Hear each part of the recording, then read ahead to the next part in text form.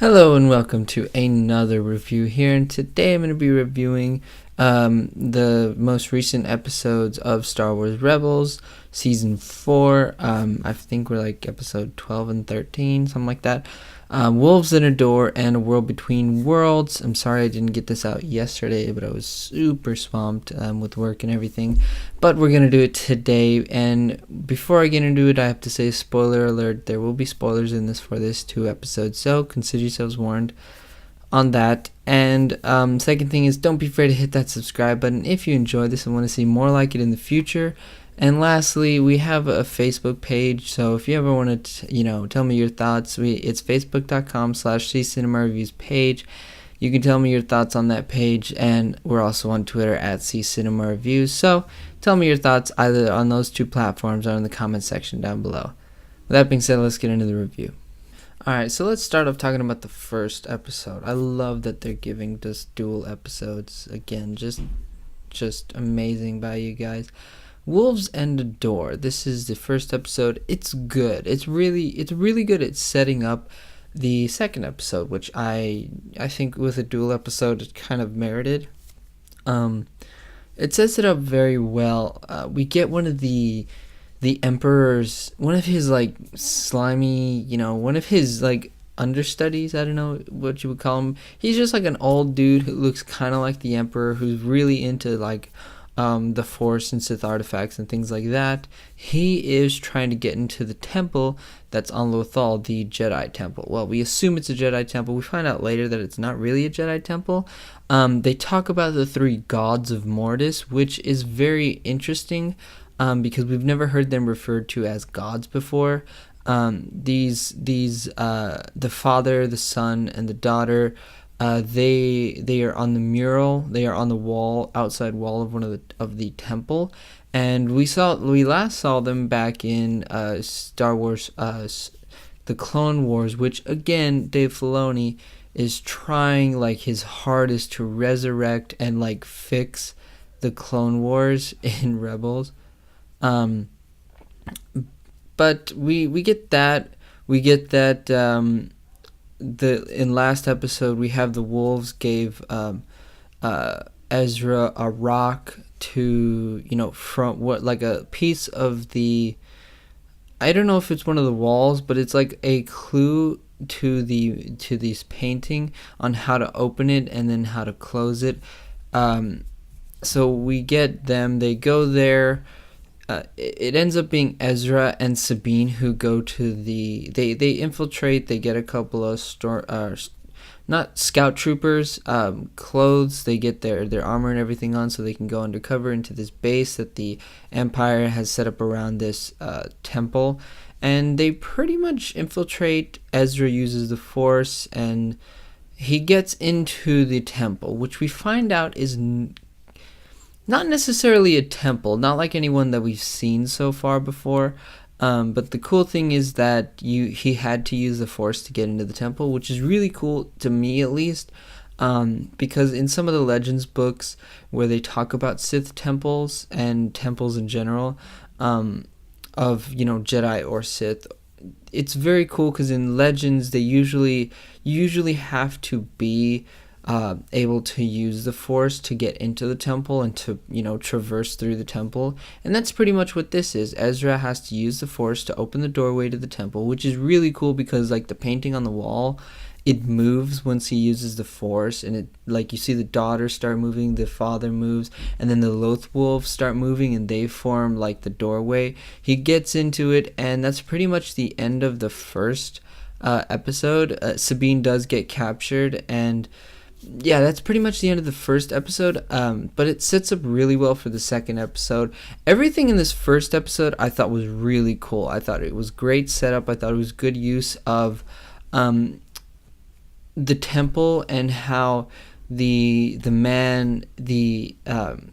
Emperor's dude, I don't know what to call him, to be honest with you. I'm gonna call him the Emperor's dude from now on. How he and Sabine kind of, once she gets captured, he brings her in, and he has her help him figure out how to close it, which is really cool. That dude is not like a dumb, bumbling idiot, though. He understands that this could be like a temple, and whatever is inside this temple with the gods of Mortis, they can be really impactful and influential to the overall force. And he even thinks that you could, change the universe with the information and what goes on inside this temple. So it's a really good setup to the second episode. Now let's get into the second episode that we got, A World Between Worlds. Once Ezra gets into the temple using the Force to open up the gateway, it gets weird, you guys. And to be honest with you, I did not like it. And that's really unfortunate because the first, Wolves in a Door, it set it up so well. And I thought that we would get a lot of history not a lot of history, but some history as far as the father, the son, and the daughter, the gods of Mortis, so to speak. I thought we would get a lot of them. I thought we would get maybe not their origins, but maybe the fact that they came to this place and that they put this temple here a long time ago. But not the case. Once Ezra got inside, we found out that it's called A World Between Worlds. I still don't know what it is, but there's one thing in my opinion that Star Wars should have stayed away from, and that's time travel. And we get time travel in this episode. And I don't like it because, again, my fear coming into the second half of the season was Dave Filoni doesn't like to kill off his characters. And in this episode, while Ezra's walking through this honestly beautiful looking place, he sees like these portals, and they're kind of all around, and he hears Obi-Wan talking, he hears Yoda talking, he even hears Qui-Gon Jinn talking at one point, he hears Ahsoka talking, and he goes up to one of these portals and he sees Ahsoka fighting Darth Vader, the same scene that we saw back in season 2 of Rebels when they're in that Sith temple and they're fighting. And what happens is, instead of watching Ahsoka die at the hands of Vader, he reaches through the portal, grabs Ahsoka, and pulls her out, thus saving her life and ending that conflict between her and Darth Vader. And it actually happens, and that's the thing that really bugs me. The fact that time travel, I understand the Force is totally something that we do not grasp at all, and we probably never will, because I think that's something that's so good about it, is the mystery of the Force. And I understand that it is, like Palpatine says, some things are a pathway or a gateway to unnatural abilities, and I understand that. But time travel, Dave, you really just couldn't kill off your favorite character Ahsoka, so you used time travel to save her? Like, that's my thing.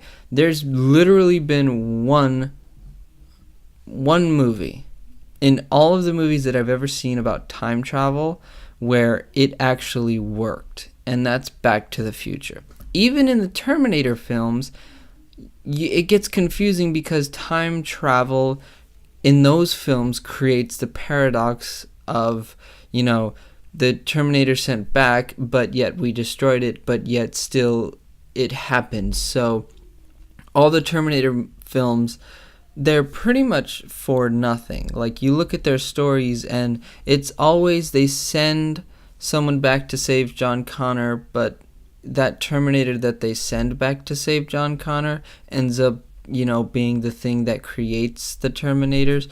And so the actual time travel and how it really gets confusing in there, it has only ever worked for me in Back to the Future. And so in this, it gets even more confusing to me. I understand what they did and I understand what happened as far as Ezra saved Ahsoka And then at the end of the second episode, she jumps back in the portal back onto Malachor 5. And so that's why we see her in the end of season 2. We see her, walking down into the Sith temple. That's why she's still alive, and that's how she got out. Again, time travel. Was this really honestly, if Dave Filoni doesn't kill off Ahsoka in next week's, 1.5 hour, finale of Rebels, I will be kind of upset, to be honest with you, because we've seen Ahsoka's full character arc. Like, there is honestly nothing left that she can do that will make that character any more enjoyable, will make that character... Dog's barking. Will make that character, will give us anything extra for that character. I think that character was done back in season 2, but now that she's back, she's totally... if she's not back in the next episode, I'll be like, well, that was just a waste. I mean, you seriously used time travel just to save your character, and you didn't bring her back for the finale of Rebels. But hey, that's not my decision. But still, time travel. I loved that Sheev was able to use one of the portals and use some Sith magic, which is always welcome in Star Wars. Use some Sith magic to try and get Ezra, because, I always want a better younger apprentice who isn't, more machine now than man. That was amazing. I thought that Ian McDiarmid back as the Emperor was just perfect. Like, I love Sam Witwer and everything, but if you can get the real man, you get the real man. That was awesome. It's just that I honestly, and I didn't, when I watched the Clone Wars and saw those Mortis episodes, I didn't like those either. And I don't like this episode, just this one. The first episode was great, but this second episode with time travel, with the father, son, and daughter being Mortis gods, it just seems like that's something that Star Wars has they've never really done before, because like, you look at the original trilogy, people died.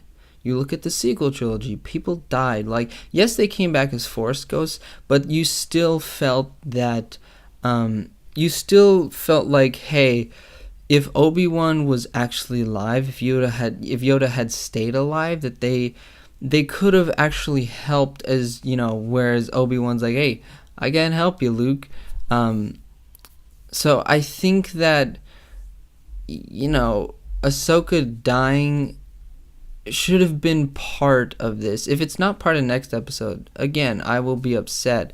And it's just, time travel can be so confusing, but not only that, but this episode opens up a lot of questions that honestly should never be in Star Wars, because Star Wars should never have to rely on time travel to fix something that should have been fixed. You know what I'm saying? Like, time travel is not something that Star Wars, in my opinion, it's not something that has a place in Star Wars. You shouldn't be able to go back and save a character just because you opened up a doorway. It doesn't make any sense to me. So this episode was really, it was a bummer, because I wanted this to be like a proper temple where we got some really cool stuff, where we got maybe some Force visions, but hey, that's not what we got. I still have faith in Dave Filoni. We have an hour and a half next week, and it'll be the finale of Rebels, so I hope that he can bring it back up, but it's just, I have never liked this godlike power that the Mortis gods have. I never liked the godlike power of, turning back time, of time traveling, of saving a character, not by actual means, but by just opening up a doorway and being like, hey, I can save Ahsoka now because time travel. And that just, it opens up a lot of questions that should never be opened up. Time travel, honestly, I don't think has a place in Star Wars. So I hope, crossing my fingers, all of my fingers, that next week, not only does Ezra die, but Ahsoka. Bringing this review to a close, I did not go into the second episode wanting to dislike it, wanting to hate it. I went into both of these episodes wanting some awesome, Star Wars content with some cool stuff about a Jedi temple, maybe some Sith stuff in there, maybe some Sun stuff. We did get the bird from the daughter, which the Emperor's dude, he suggested that it could be, the representation of the daughter, or it could be the daughter herself, where it seems like the son in the Mortis son, he's nowhere to be found. I understand that, they died. The son, the father, and the daughter, they all died in those episodes. Like, properly got stabbed in the chest, dead,